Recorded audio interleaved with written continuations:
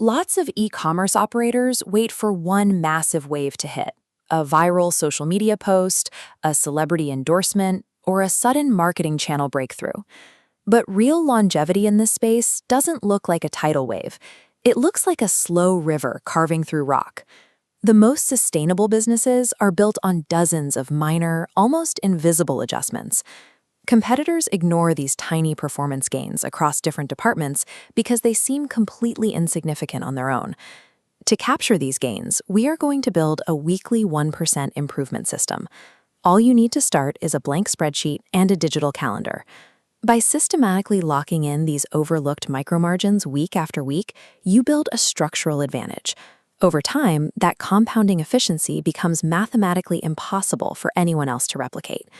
This framework relies on a specific mathematical reality. Business improvements do not simply stack on top of each other. They multiply against each other.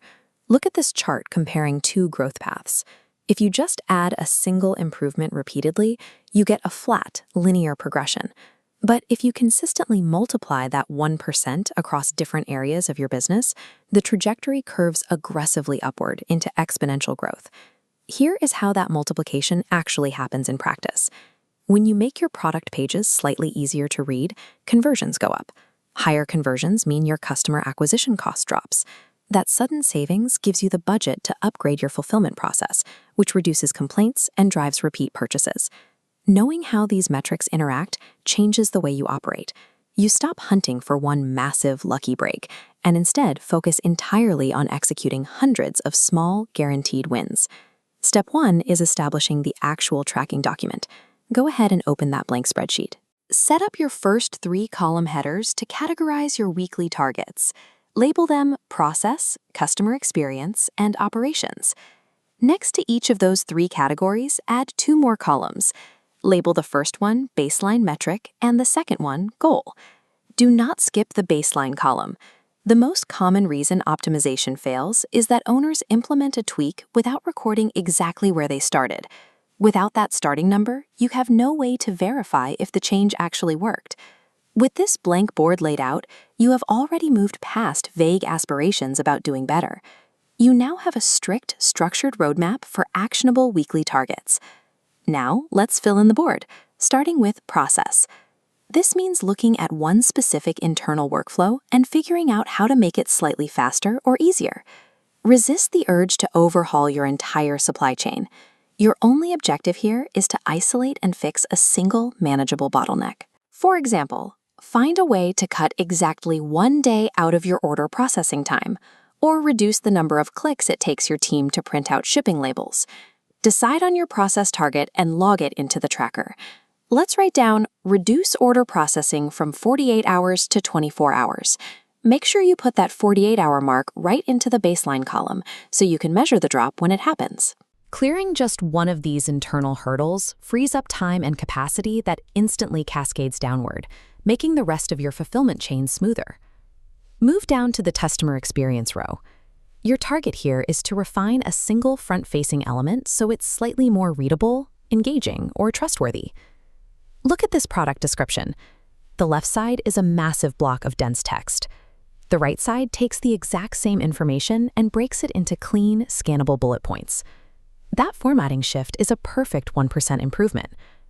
Alternatively, you could test a new phrasing on an automated email subject line to try and bump your open rate up by 2 or 3 percentage points. Pick one customer-facing element right now, record its current baseline, and type your new goal into the tracker. Every time you remove even a fraction of cognitive friction for a buyer, you directly increase the likelihood of them checking out and returning later. Finally, we need an operational gain. This is a behind-the-scenes efficiency tweak designed to directly save you either time or money. You might draft a new set of canned responses so your support team can resolve common tickets faster. Or you might get on the phone with your carrier to negotiate a small reduction in your packaging costs. This chart shows exactly what we're aiming for: a drop in average support response time from 45 minutes down to 40 minutes. Choose your target, log the baseline, and write your goal in the final row. Shaving 5 minutes off a repetitive task or a few pennies off a shipping box protects your profit margins as volume scales up. That keeps the bottom line healthy. Now that your targets are set, open your digital calendar. This is where we build the execution engine. Block out exactly 30 minutes for this coming Friday. Title the event Friday Refinement, and make sure you set it to repeat weekly. Your agenda during this time block is strict.